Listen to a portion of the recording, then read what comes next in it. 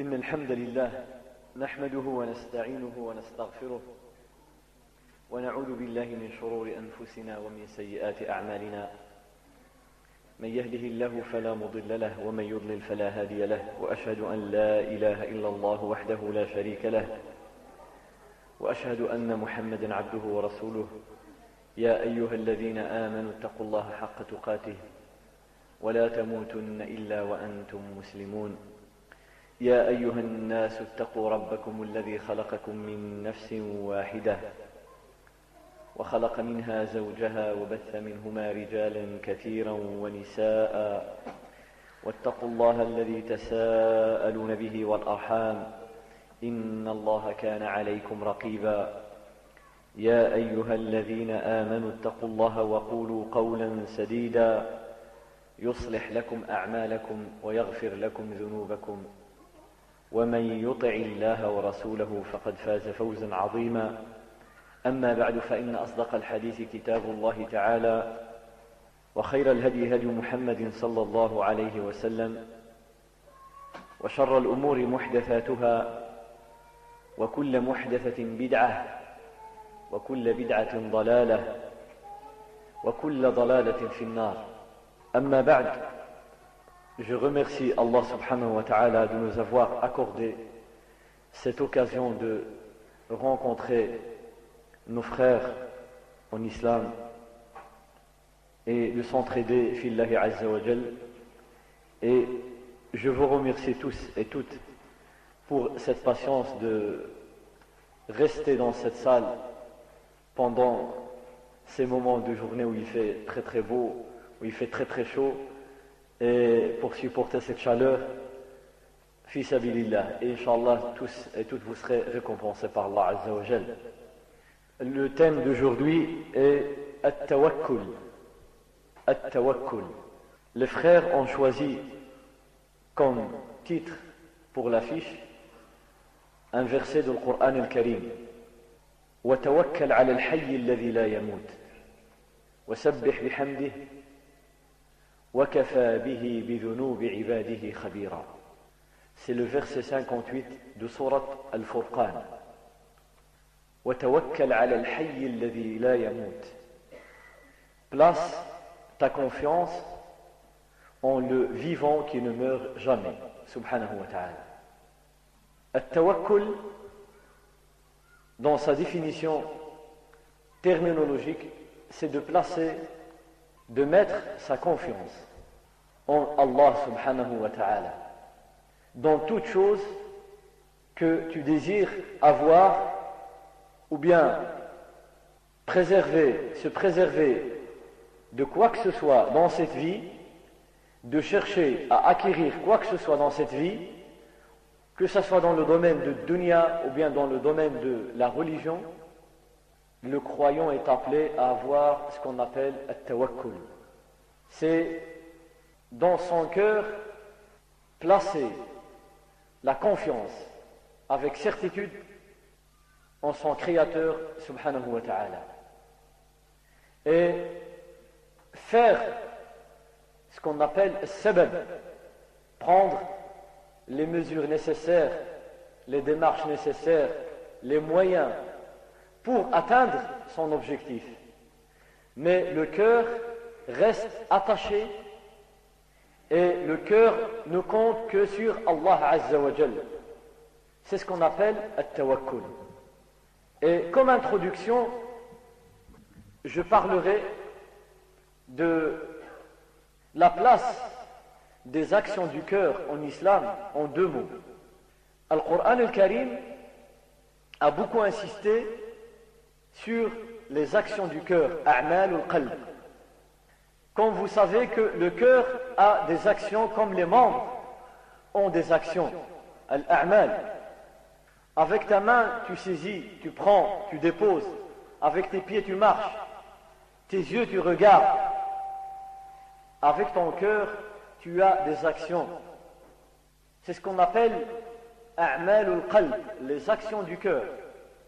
Et vu l'importance de ces actions du cœur, en islam, le Coran a insisté sur le travail des actions de qalb, Et le prophète sallallahu alayhi wa sallam, dans ces textes, j'en citerai quelques-uns.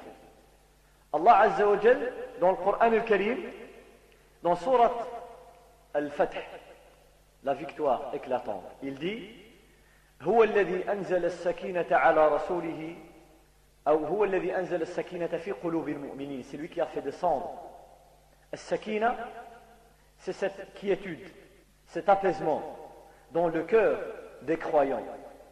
C'est Allah Azza wa Jal. Il parle d'un apaisement du cœur. Et dans Surat al-Anfal, il dit الذين إذا ذكر الله وجلت قلوبهم. Quand on entend la récitation, bien l'imploration, l'invocation d'Allah Azza wa Jal, on mentionne Allah subhanahu wa ta'ala, leur cœur frémisse. Wajilat qulubuhum. Dans un autre verset, Allah Azza wa Jal dit, et les premiers concernés par ce verset, ce sont les Sahaba radiyallahu anhum, comme dit Abdullah ibn Mas'ud. ألم يأن للذين آمنوا أن تخشع قلوبهم لذكر الله وما نزل من الحق. Le moment n'est-il pas arrivé pour que les croyants, les cœurs des croyants frémissent, أن تخشع قلوبهم لذكر الله, quand ils entendent parler d'Allah subhanahu wa ta'ala, de l'invocation d'Allah Azza wa Jal. Le prophète sallallahu alayhi wa sallam, dans le hadith al-muttafaq alayhi, hadith de Nu'man ibn Bashir radiyallahu anhu, et la fin du hadith, إن الحلال بين والحرام بين وبينهما أمور مشتبهات لا يعلمهن كثير من الناس فمن اتقى الشبهات فقد استبرأ لدينه وعرضه إلى آخره.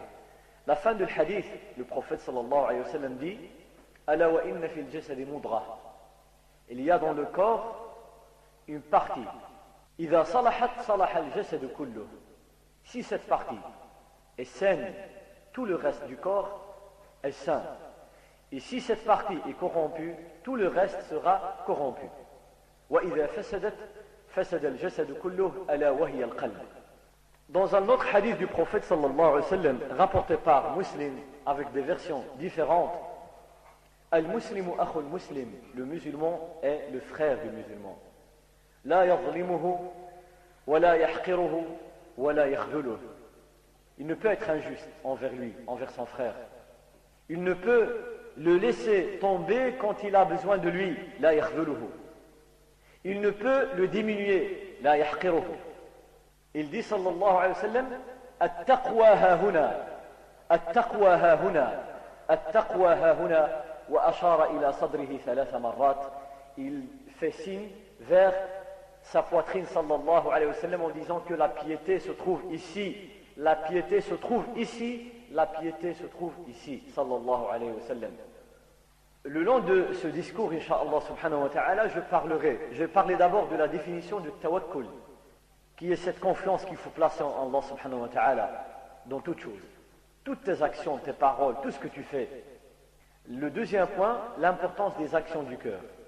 Le troisième, la définition de l'iman chez Ahl al-Sunnah wal Jama'a. Le quatrième point, la place de tawakkul par rapport aux actions du cœur. Le cinquième point, la relation entre tawhid et tawakkul, l'unicité et tawakkul. Sixièmement, la relation entre tawakkul et la foi, l'iman, l'islam, le taqwa, la piété, l'ibada, l'adoration, etc. Et on va voir au septième point quelques réalités de la créature, de l'être humain, la faiblesse des créatures et la faiblesse de l'être humain et la puissance d'Allah Azza wa Jal sur lequel il faut faire at-tawakkul. Le huitième point, les fruits, thamarat at-tawakkul, les fruits de tawakkul. Et ensuite, les sortes de tawakkul. Et l'avant-dernier point, les gens par rapport ou bien face au tawakkul. Et dernièrement, certains points qui s'opposent au vrai tawakkul. Al-iman, chez Ahl al-Sunnah, la définition de l'iman. Car on entend que l'iman, ce n'est que les actions du cœur. Al-iman, qawlun wa amal. Al-iman est composé par al-qawl, la parole, et par al-amal, l'action. Et Cheikh l'Islam Ibn Taymiyyah rapporte ijma' de salaf